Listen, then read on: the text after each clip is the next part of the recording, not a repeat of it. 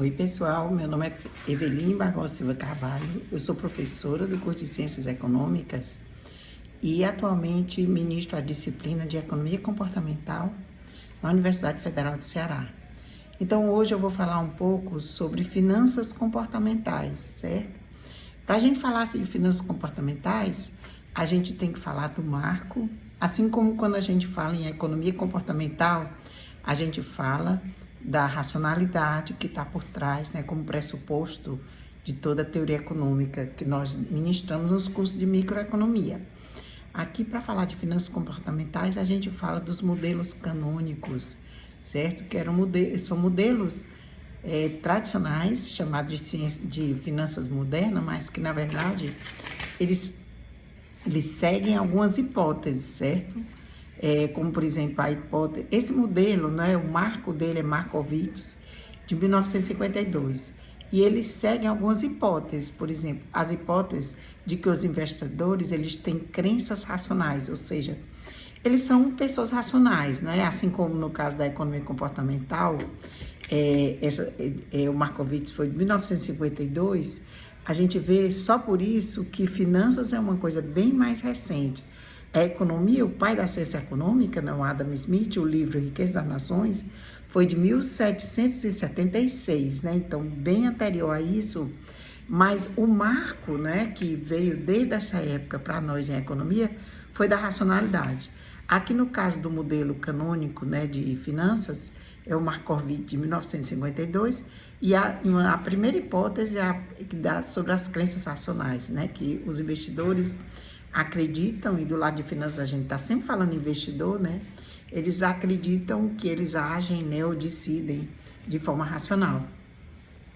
Também, como na economia comportamental, os investidores eles tentam maximizar a utilidade esperada, certo? Assim, considerando o modelo tradicional de economia, certo? E a hipótese 3 é que nada impede o mercado, ou seja, não tem nenhum tipo de falha de mercado, como a gente diria em microeconomia. Não existe custo de informação, não existe limite de arbitragem, que é uma correção do próprio mercado, não existe nada de fricção no mercado, ou seja, nada impede que o mercado ele haja de forma perfeita, certo? Nesse sentido é como a ideia do modelo dos clássicos, né, de economia. Então, com base nessas hipóteses é que foram construídos alguns teoremas, né, e esses teoremas fazem parte desse chamado modelo canônico de finanças, né? Então, um deles é o de Capital Asset Input Models, né? Que é bem conhecido, é de 1961. Tem o Efficient Market Hypothesis, que é de Fama, de 1970, né? Esse que eu falei anteriormente, que é o CAPM, né? Conhecido como CAPM, de Traynor, de 1961, certo? O Sharpe também de 1963, certo? Tem o Efficient Market Hypothesis, né, que é a informação, a ideia é que quando a informação chegar aos mercados, mesmo não existindo, eles se ajustam. Isso, o principal autor é Fama, de 1970. Tem outra teoria, né, que é da Arbitrage Pricing Theory, que é de Ross, de 1970, que ele usa a relação entre as variáveis macro e o que realmente acontece no mercado. E o outro é o Consumption Based Asset Pricing, que é de Lucas, de 1978, certo? Então, esses modelos, eles todos se baseiam num modelo que é chamado de modelo beta, o Beta Pricing Models, né? Que tem essas equações, a equação básica do modelo canônico com algumas variações, certo? E que tem do lado como variável endógena, né? Que é explicada por outras variáveis, tem o retorno esperado em quem vai fazer um investimento, e como variável exógena, né? Que tenta explicar isso, tem o retorno de um título sem risco, certo? Que é o primeiro item considerado, né? Então, se não tivesse risco, então não teria nenhum tipo de dúvida, né? Tem dentro disso o próprio beta, certo? Que a gente pode considerar como uma espécie de prêmio de risco, certo? E dentro desse beta tem o termômetro da situação econômica. Na verdade, esse beta mede a quantidade de risco, certo? E tem um lambda antes do beta que mostra a aversão a risco, certo? Então, certo? Esse modelo, em geral, os modelos canônicos, né? Eles não explicam direito os dados, e isso foi contestado, começou a ser contestado em 1900, na década de 70 e 80, certo? O Robert Shiller, em 1981, ele fez um paper exatamente criticando esses modelos, certo? Então, na verdade, tem vários papers que se mostram, assim, que fazem críticas a esse considerado chamado de modelo canônico, né? O Shiller, por exemplo, ele mostrou, né, que o mercado tem muita volatilidade, certo? E partindo de evidências, né? Assim como em economia comportamental também se partia de evidências, certo? Então, na verdade, né, em 1995, veio a ideia, na década de 90, né? Quer dizer, foi um pouco depois da economia comportamental, que foi na década de 70, apesar do Nobel para o Kahneman ter saído em 2002, né? Mas em 1980 já começaram os papers, certo? Em 90 se solidificou. Aqui, Behavioral Finance foi em 1995, certo? E era como resposta a essas contradições que foram vistas, verificadas por vários autores, entre a teoria de finanças, né, do modelo tradicional, o modelo canônico, com os modelos, o que era testado empiricamente, certo? Então, na verdade, a ideia de Behavioral Finance, que é finanças comportamentais, é a ideia de ajustar o modelo canônico aos fatos empíricos, né? Como resposta a esses trabalhos que foram feitos, né? Esses papers, né, que foram feitos contestando o modelo tradicional, mostravam quantas pessoas, na verdade, não são racionais, de fato, sabe? Na verdade, as pessoas, na prática, foi provado várias vezes de que se houvesse uma escolha de investimento aleatória, as pessoas se sairiam melhor do que tentando acertar. Então, tem papers, inclusive, que dizem que pessoas tentando saber alguma coisa sobre investimento, sobre finanças, principalmente no mercado de ações, elas se sairiam piores do que macacos, porque macacos escolheriam de forma aleatória e provavelmente o resultado seria melhor. É mais ou menos como um estudante que tenta fazer uma prova e ele tem questão A, B, C, D e ele tenta acertar, mas ele não estudou a matéria. Então, a probabilidade de ele errar é maior do que alguém que fixar só numa letra, por exemplo, no A ou no B, em geral, certo? Então, essas críticas, esse trabalho deu origem ao que se chama de behavior biases, certo? Que são vieses, né, de comportamento, certo? Tem vários vieses, tem viés no tempo, a gente já sabe que as pessoas têm preferência pelo hoje do que pelo amanhã, do que vem depois, né? Também erros, né, vieses assim de cross-section, porque tudo varia de pessoa para pessoa, né?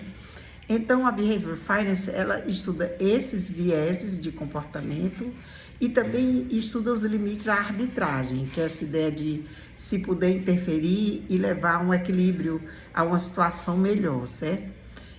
No modelo canônico, a ideia é que não existe limite a essas arbitragens, mas na prática, né, o que se mostra nesses estudos de Behavioral Finance, de finanças comportamentais, com relação aos limites de arbitragem, é que existem limites naturais, certo? E existem também as falhas de mercado, certo?